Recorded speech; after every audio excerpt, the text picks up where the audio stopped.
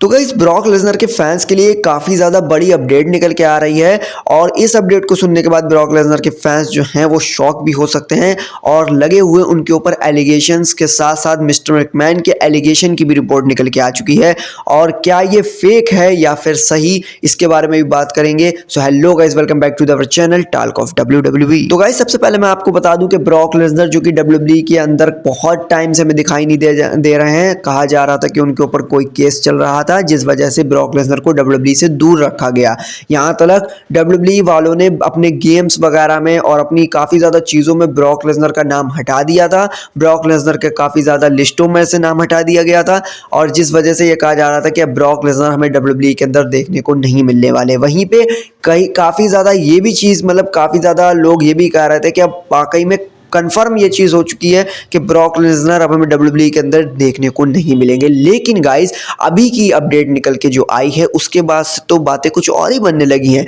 क्योंकि अभी जल्दी एक अपडेट निकल के आई थी जिसमें कहा जा रहा था कि मिस्टर मैकमैन का एक केस सॉल्व हो चुका है। जो हम लोग समझ रहे थे उनका लेटेस्ट वाला केस सॉल्व हुआ है, लेकिन वहाँ पर उनका लेटेस्ट वाला केस सॉल्व नहीं हुआ था। कहा जा रहा था कोई पुराना उनका केस सॉल्व हुआ था, लेकिन अब जो अपडेट निकल के आ रही है उसमें कहा जा रहा है कि ब्रॉक लेसनर का जो अभी वाला मिस्टर मैकमैन का जो अभी वाला केस है और उसमें जिसमें ब्रॉक लेसनर भी फंस चुके हैं, उस केस के बारे में अपडेट निकल के आ रही है कि जो हमारे ब्रॉक लेसनर है जो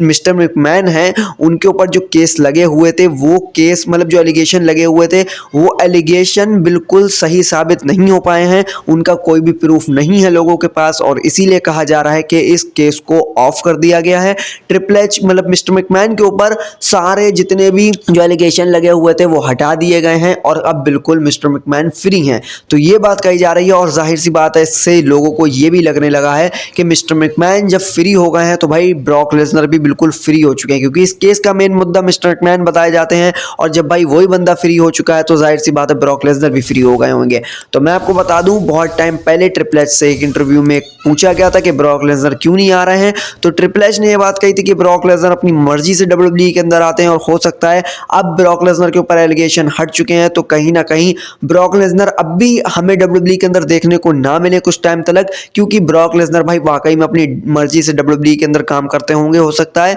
इसीलिए ट्रिपल एच ने यह बात बोली। और अब मुझे लग रहा है कि एलिमिनेशन चैम्बर मैच और रेसलमेनिया जैसे मैच में हमें ब्रॉक लेसनर देखने को मिल सकते हैं, क्योंकि भाई अब ब्रॉक लेसनर फ्री हो चुके हैं और जब भी उनका मन करेगा वो मुंह उठा के चले आएंगे WWE के अंदर। मैं चाहता हूं भाई वो आए, रिटर्न हुए और मुझे ऐसा लग रहा है कहीं ना कहीं किसी न किसी स्पेशल इवेंट में ब्रॉक लेसनर को डाला जरूर जाएगा। और भाई अब तो WWE वाले ब्रॉक लेसनर को एक बड़ा मैच दे दे, चैंपियनशिप वाला मैच दे दे भाई, क्योंकि काफी टाइम से हम लोग ने ब्रॉक लेसनर को देखा नहीं है। तो अब ब्रॉक लेसनर बैक हो तो काफी ज्यादा बढ़िया स्टोरी लेके आए। तो गाइज अब देखते हैं ब्रॉक लेसनर का आखिरकार WWE बैक कब करवाती है। तो नेक्स्ट वीडियो में मिलेंगे नेक्स्ट अपडेट के साथ, तब तक के लिए बाय बाय।